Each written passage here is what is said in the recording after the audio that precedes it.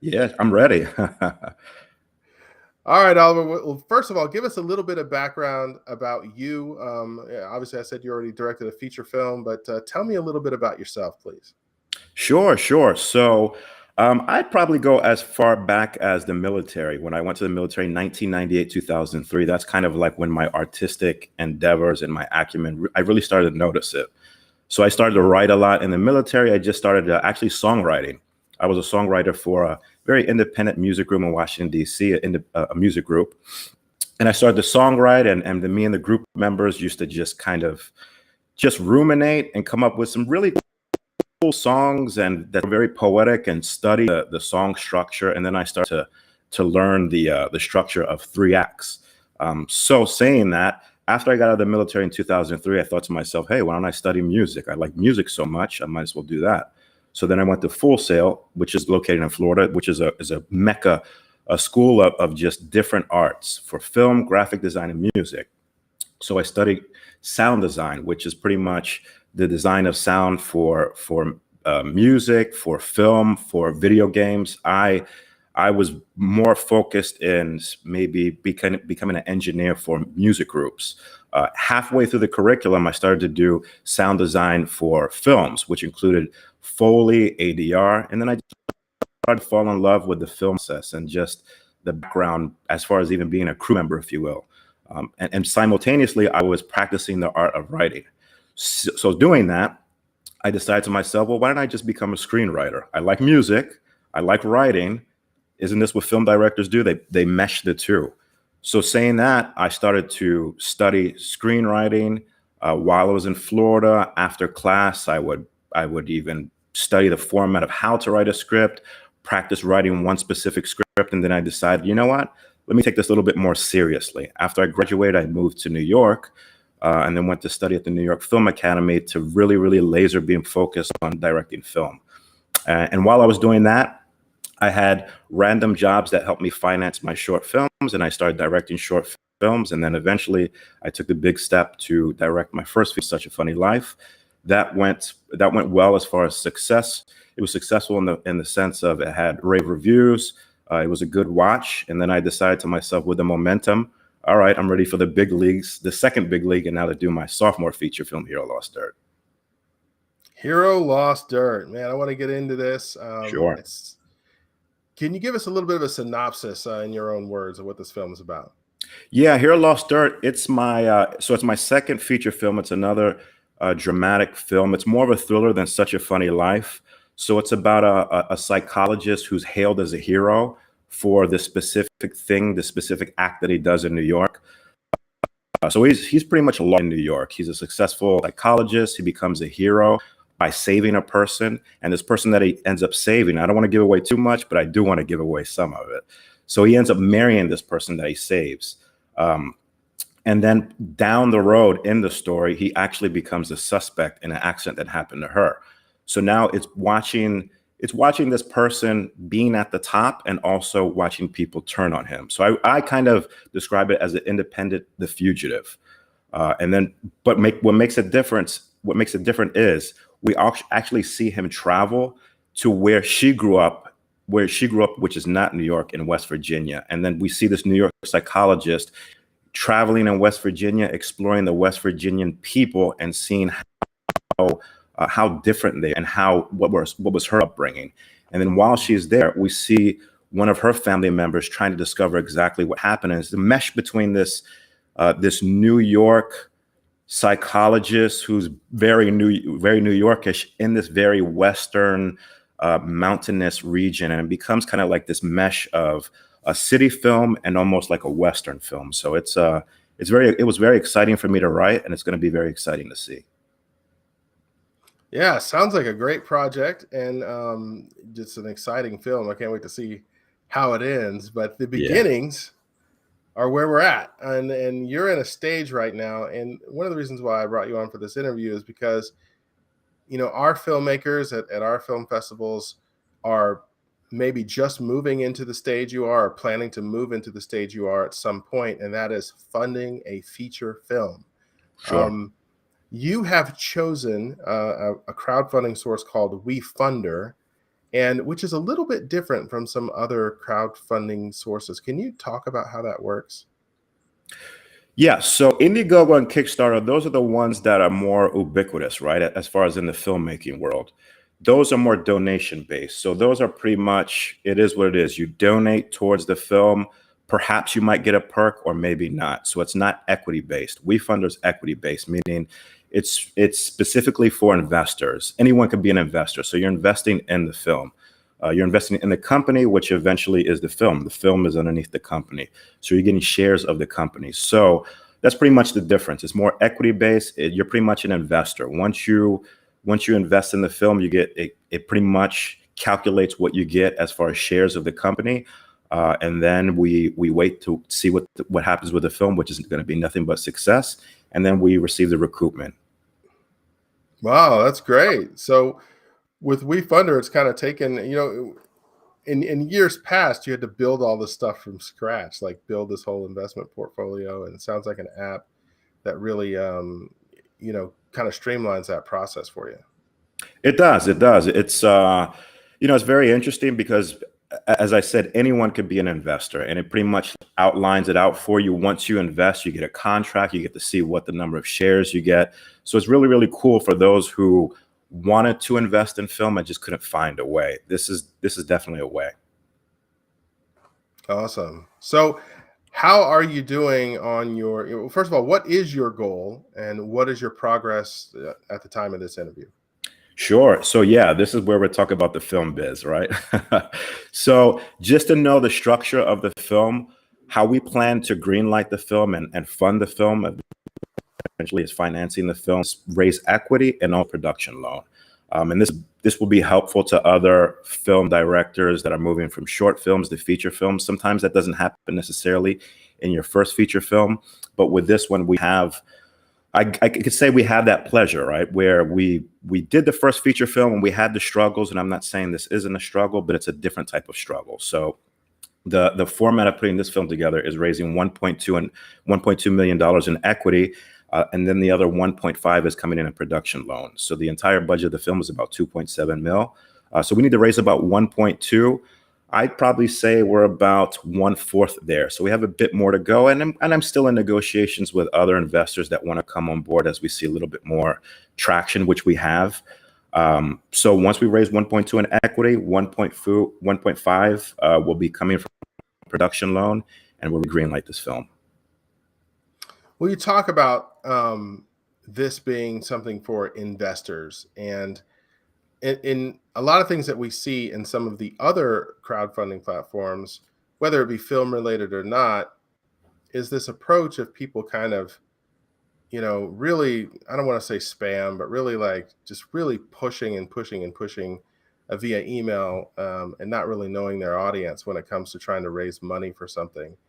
Are there any do's and don'ts or any tips that you can give to somebody to say to help them reach their target market of investors versus just like, maybe publicizing things too much to people that aren't really into what you have? Yeah, it's kind of, I'll give you a cheat code and I'll give the other directors a cheat code. You want to make sure you're not wasting your time.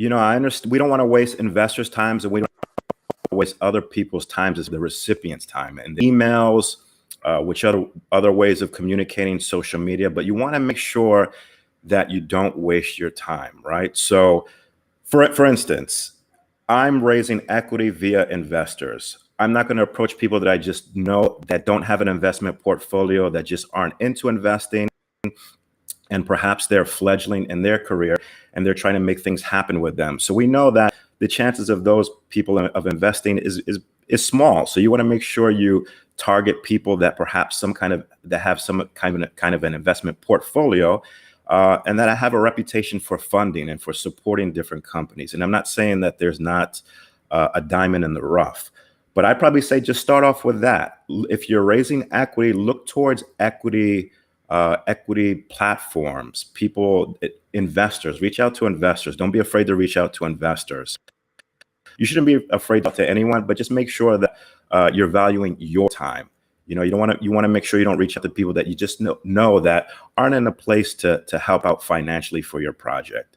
And with my feature film, that's how it happened. I spent a lot of years doing my marketing or what I thought was marketing, reaching out to people that I thought could help fund the film, and some people just couldn't do it. So at that moment, I had to pretty much fund it myself through various ways. I mean, it was a wild ride, but I did it. And that could be another discussion. But sometimes another thing is, don't be dependent only on other people, investors, and people that can fund your film. Sometimes you have to think about what you can do as an individual to fund your film and take a risk. Sometimes you have to take a risk because if they fund it, you know to fund it yourself. I hear that. I think one of the things that people are investing in is not just the concept of the film. They're investing in your passion for the film. Yes. Can you talk about, and I know that, Such a Funny Life was its own journey, but can you talk about specifically what motivated you to write Hero.Loss.Dirt from a personal perspective? Like, why all this energy into this film for you? The audience.